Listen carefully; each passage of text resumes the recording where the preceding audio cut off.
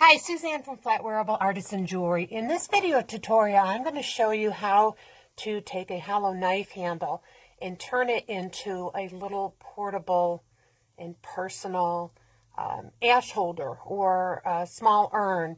The requests came in from customers wanting to know how they could take silverware and use it for cremation jewelry. So this is an idea that I came up with. By no means it's ever a definitive guide into how to do something.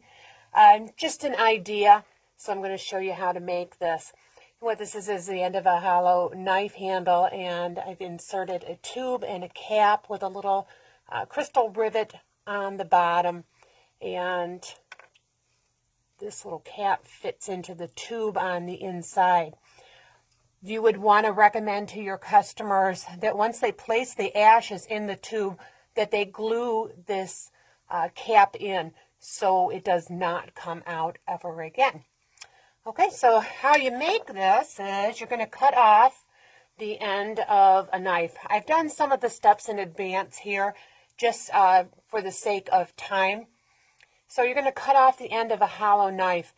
I frequently get the question, how do I know when a knife is hollow and when it is filled? And what is in these knives anyhow? Some sort of a resin or cement, some sort of epoxy. We're not really sure exactly what they filled knives with, but you only want to work with ones that are hollow. And usually how you can tell the difference between a hollow one and a filled one is by taking the knife by the handle and tapping it on another metal surface. So, for example, if I take this knife here and tap it, there's no resonance to it. It's just kind of a dull thud. If I take one that is hollow and tap it, you can hear the difference. There's like a clinking sound. Hollow, solid. Hollow, solid. Works 99% of the time. So I went and cut that off with my mini bandsaw. You can use a jeweler saw, you can use a Dremel cutoff wheel, hacksaw, whichever way you're most comfortable in doing the cutting. Then drilled a small hole in the end. I used a 1/16 inch drill bit to drill that hole. And from here, I'm going to show you the rest of the assembly. So you need to put a little hanger on there. So I've got a stainless steel head pin here. And I'm going to thread that in through the bottom, through the hole, and bring it up through the other side. Now, you need to create a loop. You can use one of these fancy looping pliers, or you can use a round nose plier, whichever way you prefer to do it. So I'm going to use my little fancy looping pliers, and I'm going to insert that in, bring it all the way out. Then it's just a matter of squeezing and letting loose. And then I'm going to use my round nose plier to finish tightening up that loop there. Okay, so now I have a loop. And to that, I'm going to attach a pinch bail. And I had a pinch bail sitting here. There it is. It's a small little stainless steel pinch bail. And I'm going to attach that to the loop. And then it's just a matter of squeezing it closed. And I didn't get it squeezed closed. Let me open that back up again. A little off on that.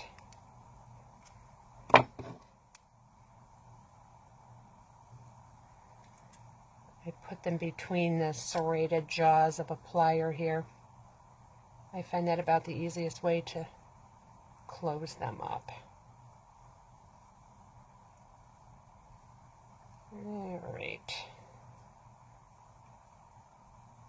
Now you can hang cord or chain. They can wear it around their neck. All right, so the next thing is the little plastic tube. Has a little cap with it. So what I do is first you have to round out this opening here. And you're probably going to find that to be about the most difficult thing to do. And you can use dapping tools, the 3/8 inch punch you can use to round that out. You can put it in the vise and squeeze it in the opposite direction. The smaller pin on the bender set, you can use that to try and round out the opening. So you need to get that opening rounded enough so you can get the tube in.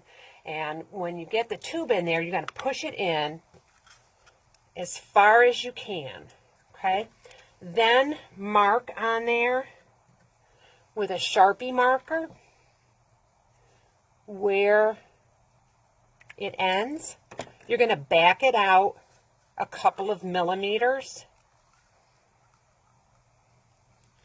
Back it out a couple of millimeters. Then you're going to cut it off at that mark. And the reason I'm telling you to do that is because we want that tube to be recessed down in there slightly to accommodate for the cap that we're going to put on. So I'm going to go ahead and cut that off.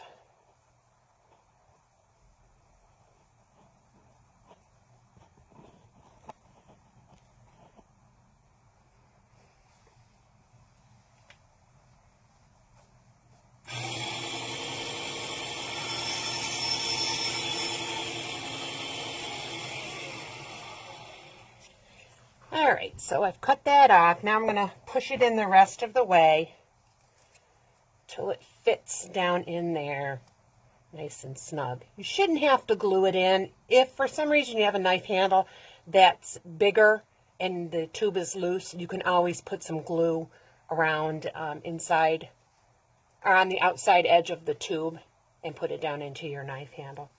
So now you need to prep the cap. And we have these little 13 millimeter discs, and you're going to need to punch a hole in there.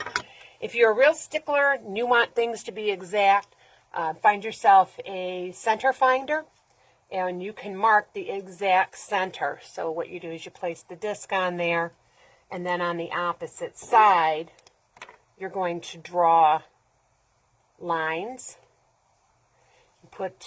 Turn the little disc another direction, draw another line, and where the lines intersect is the exact center of the disc. So I'm going to use the Mighty Punch to punch the hole here.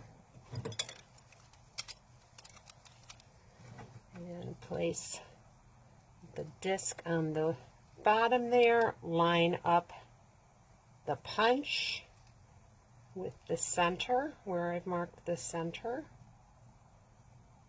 And if you've done everything correctly, you'll punch a hole right in the center. Okay, and then it's just a matter of punching it through. These are aluminum discs, so they're not difficult to put a hole in there. Okay, and there's a hole in that now. You're going to do the same thing with the little plastic cap. You're going to punch a hole in it. I'm going to put it right there in the Mighty Punch.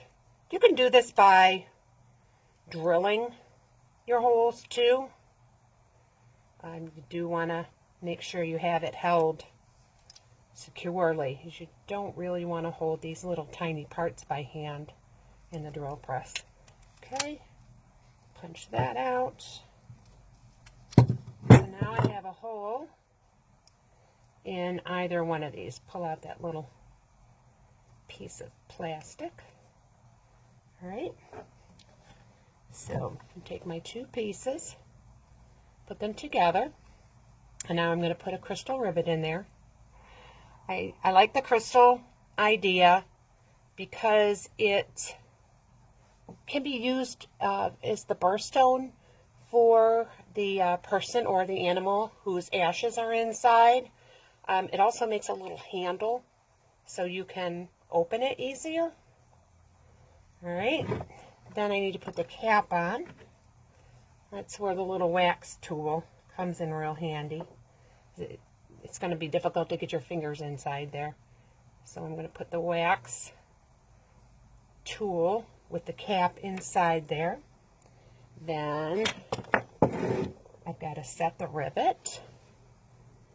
So I'm going to move that back so you can see it. You need some sort of punch, way to compress that. I've got this little punch here from the from one of the eyelet setting tools. Fits right in there. And grab myself a hammer. Tap that a few times on top of the rubber block. And that sets the crystal in there, and it holds the disc to the cap. Okay, so now it's just a matter of putting the cap on. Make sure it's all in there nice and snug. And there you have it. A little piece of cremation jewelry for someone to keep their loved one's ashes in. Either a loved one of a family member or a pet. And if there's any questions, please post them and I'll be sure to answer them. We'll talk to you again soon. Bye-bye.